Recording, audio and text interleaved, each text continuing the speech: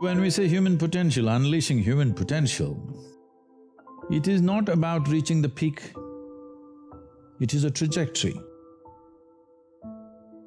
Because what our life is a combination of a certain amount of time and energy. Time is rolling away for all of us at the same pace. If you sit, it rolls away, if you sleep, it rolls away, if you do something, it goes away, if you don't do anything, it goes away. You're happy or miserable, it goes away. Time is running out for all of us. So it's only the energy that you can do different things with. If you bring your energies to a certain level of intensity and possibility, what somebody does in 10 years, you may do it in 1 year. This means if you live here for 100 years, it feels like in people's impact that you have created, it feels like you lived here for 1,000 years, simply because you have managed your life energies in a certain way. So for me, a human being impactful means, how conscious have you become? This is very important. Because if you're in compulsive cycles, then your energy gets wasted in so many things. If you observe people in a day, let's take 24 hours, in that anyway most people by prescription in America they sleep for 8 hours So 8 hours means 1/3 of life is gone. In the remaining 2/3 they have to eat, they have to, shower, bathroom, this, that, all this, another 2-3 hours gone. So literally 50% of life is gone, daily basis, just for basic maintenance of this life. 50% of the time is gone in maintenance, remaining 50% what they have. If you look at every single move that they may make with their body, their thought process, their emotions, you will see a whole lot of it is happening in compulsive cycles. Or in other words, if you are little sensitive to life, you will realize you are the biggest issue in your life. So this is one thing that I'm trying to do with people, that you are never the issue in your life. I'm not the issue. My thought, my emotion, my body is never the issue. My thought, my emotion, my energy and my body are my instruments of function. They are not impediments in my life.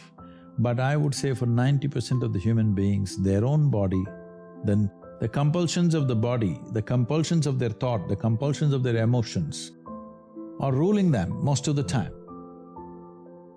The notion of the difference between pain and suffering I thought was very useful. See, pain is physiological, it's there. If there's no pain, most people would not even know how to protect themselves. See, just because there's no pain in this, see what all you have done to it, isn't it? See, there's no pain in this, so that's why you took it off. If there's no pain in your nose, maybe you would have taken it off. Because there are many advantages, you will take in about 22% extra oxygen if you just remove this one thing, contraption.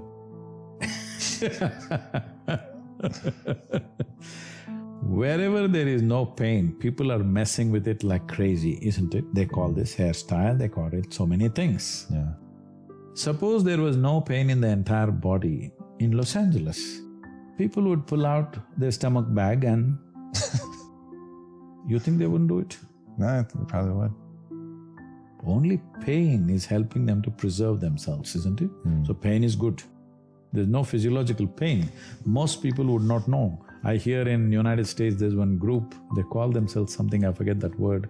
They're actually cutting their fingers off, their hands off on the video. Whoa. They're posting it online. There's a group like that. Whoa. Can you imagine this? No. In spite of so much pain, if there was no pain, almost everybody would have cut themselves off in the name of fashion, they would have cut themselves into ribbons. Wow. So pain is a good thing physically, because that is your preservation, self-preservation mechanism. But suffering is something that you do in your mind. So pain that happens in your body, you take it in your mind and multiply it 1,000 times or 1,000,000 times depending on how capable you are or how stupid you are, and suffer it 1,000,000 times over. Right now, most human beings are like this. What happened 10 years ago, they can still suffer. What may happen day after tomorrow, they already suffer. They are not suffering life. They think they're suffering life. They're not suffering life. They are suffering the two most fantastic faculties that human beings alone have: a vivid sense of memory and a fantastic sense of imagination. The survival process has become easier than ever before. Believe me, in the morning if you need a bucket full of water, if you had to walk a mile to the river to get one bucket of water, and your family needed 25 buckets of water, you would have no time to mess yourself. Now you have a lot of time to mess yourself because our survival is better organized than ever before. Another thing is, most human beings do not know how to manage their biochemistry without physical activity. I have seen a whole lot of people, particularly teenage boys and girls between the ages of 12 and 16, who come to me with some severe, violent problems within themselves. If you leave them like that, they may kill themselves or kill somebody else. They're in that kind of state. Many of them have even killed their parents, it has happened all over the world. And in 2017, when I came to know that in India, which is not so much suicidal in that sense because there's a huge family support and stuff like that, in spite of that, in 2017, 18,600 children below 18 years of age committed suicide, out of which 7,200 are below 15 years of age. So 12, 13, 14-year-olds who must be bubbling with life are wanting to take their own lives. Why? Obviously we're doing something fundamentally wrong with the society, isn't it? Yes. Our goals and our stupid ideas of what is success is driving them nuts. Because we are trying to use our children like racehorses. That's interesting. And when you say that as something that represent us, that we've turned into something amazing, or in what way are they like racehorses? See, when you understand life as a race, if you're in a race, what's the objective? You must reach the finish line quick, isn't it? Yes. What is the finish line of your life? Death. There you have it. This may not be a conscious process, but life within you is understanding it like that. When you… see, you must understand this, whether you are conscious of it or not, any human being. Right now, if you make yourself miserable, you must understand you are sending a message to every cell in the body that I don't want to live. You might not have articulated it in your head yet, but when you become miserable, you notice suddenly your body seems heavy and it's like, doesn't want to get up from this chair. Have you seen this? Yes. When you're happy, you're willing to bounce at everything and do everything, bend backwards if necessary. Why this is happening is the message has gone to every cell in the body, this guy wants to die. They're all thinking, okay, what can we do to help him? But by then, of course, you recover. So you want to die, you want to live, you want to die, you want to live. The body is getting confused because you must understand this is a very intelligent body. It's taking instructions from you. Every cell in the body has an enormous sense of memory and intelligence. If you keep sending wrong messages, if they act, you're dead. Because you're sending contradictory messages, you're not dead, you're half dead. You can give it any number of exotic names. Essentially, you have turned your intelligence against yourself. This is supposed to work for you, but now you've turned it against yourself, it's working against you. Perception happens to you in 5 different dimensions: seeing, hearing, smelling, tasting, touching. This is how you're perceiving life. This data has gathered within you. Only because this data has gathered within you, now you're able to walk on a round planet which spins. It's not a small thing. It is not a small thing that you're able to walk on a spinning round ball. Because all this data has gathered through 5 senses, it is not intellectual information, but it is a perceptual information. If this information is not there, you won't be able to walk actually. You will not be able to walk straight. This is what is happening for people when some people lose their memory and things like that. Suddenly they become unstable in their body because some of the data is gotten disconnected with their system. So, this data that you perceive is most important. That's what a child is all the time drinking up everything. You see how the child is looking at everything? Because he wants to drink up as much data as possible, because instinctively he knows without that data, he will not be able to function. So how attentive you are, how attentive your eyes are, how attentive your ears, nose, tongue and touch is, accordingly you have that much, that much usable information. So why one person is more efficient? Well, you are an athlete. Why one person is able to catch a damn ball, another person can't catch the damn thing? Why is it? Because that level of attention of exactly how that ball will behave, how you can anticipate where it will go, this is not there. Intellectually, suppose you have a PhD in football, you think you can play football? If you have a PhD, no, I think you need to experience it as well. If you just study it only, yeah. No, that is not experience, it's perception. You're watching it out of your keen interest, you're watching exactly how a ball moves. You may not be thinking the physics of it, but you're watching it and perceiving it. Because of that perception, you know something that you cannot know by reading 100 books about it. First of all, people are assuming that anger is happening to them or misery is happening to them. No, this is exactly what I said earlier, maybe I didn't articulate it fully. No, you are creating anger, you're creating misery, you're creating joy, you're creating whatever. All this is happening from within you. But human experience is happening from within us, isn't it? Right. Whether it's love or hate or anger or misery or joy or anything is only happening from within us. Right. The simple question I am asking is, what happens from within you? Should it happen your way or somebody else's way? It should happen your way. Of course, because the world will never happen your way 100%. Because there are so many stakeholders in the world, little bit will happen my way, little bit your way, that is fine. But what happens within me must happen my way. If what happens within me does not happen my way, this is the worst form of slavery, isn't it? Wow. Somebody decides what happens within me, somebody decides where I should sit. This is slavery, everybody understands this. Now somebody decides whether I am happy or unhappy. Isn't this the worst form of slavery? Yeah. So this is the liberation that humanity needs to work at. This is what inner engineering means. Inner engineering is not some mechanical process, because engineering means this essentially. You will say something is well engineered only if it works the way you want, isn't it? If this one doesn't work the way you want, what the hell are you expecting other things to work the way you want? It's just an accident. When you live accidentally, anxiety is normal. Why does one person need, well, by prescription these days, 8 hours, is it? 7 to 8 hours. Okay, 7 hours. And why another person can do with half of that?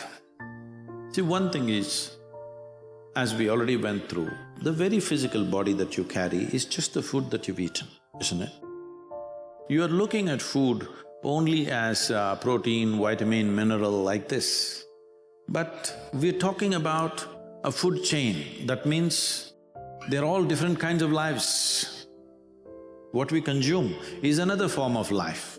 Every animal consumes another form of life. This is the way the food cycle is created.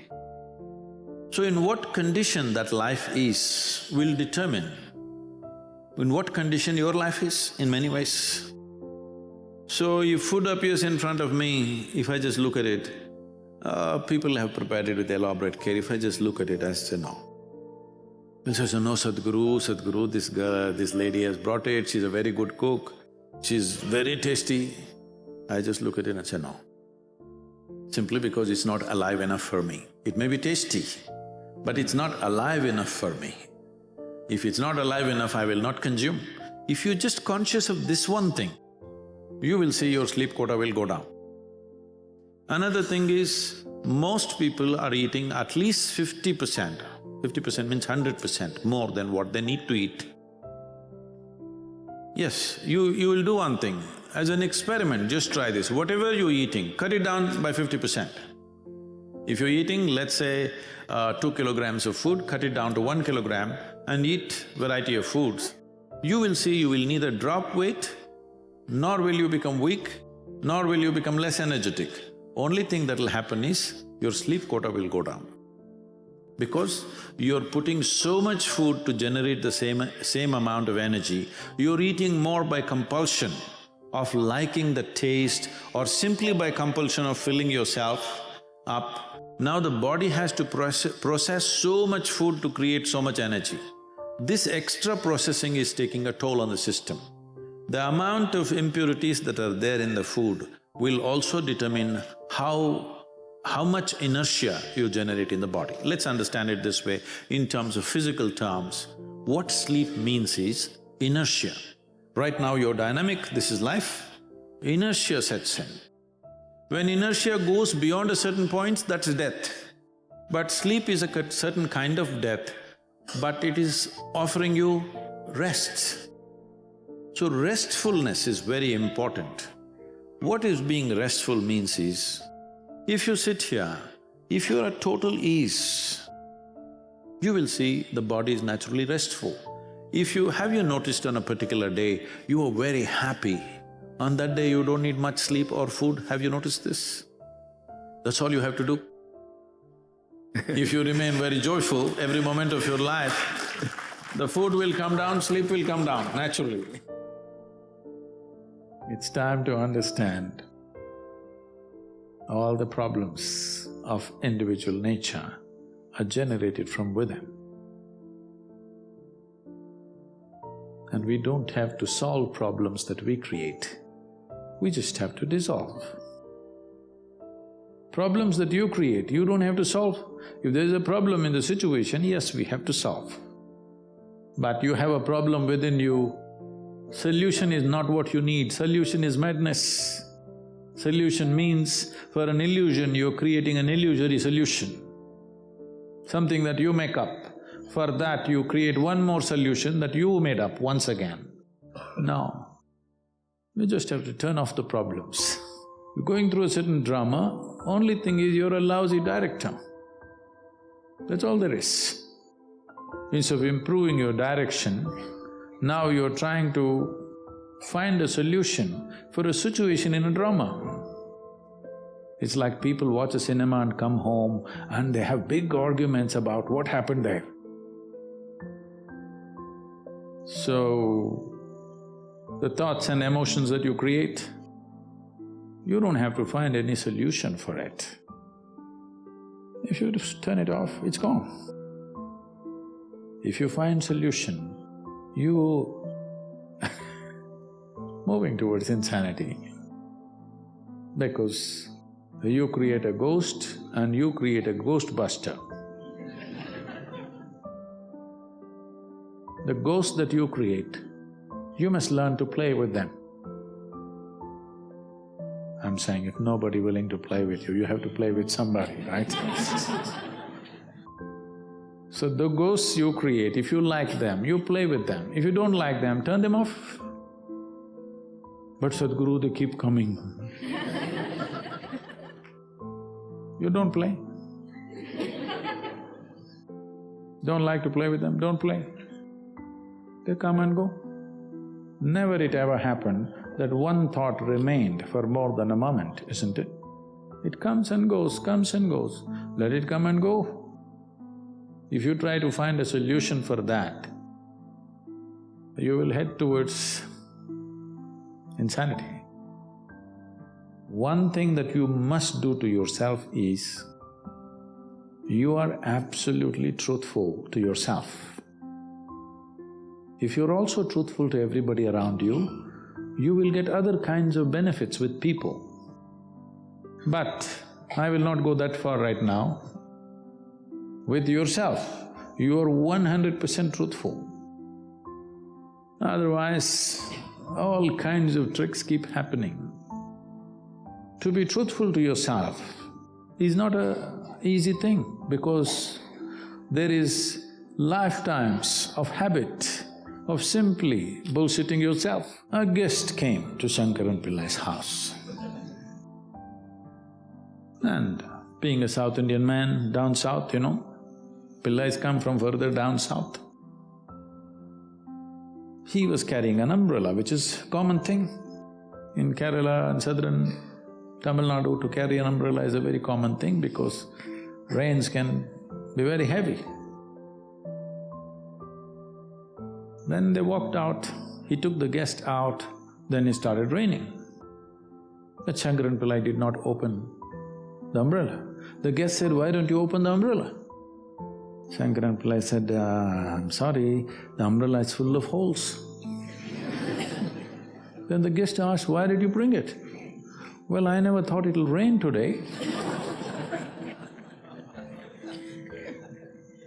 A whole lot of people are like this.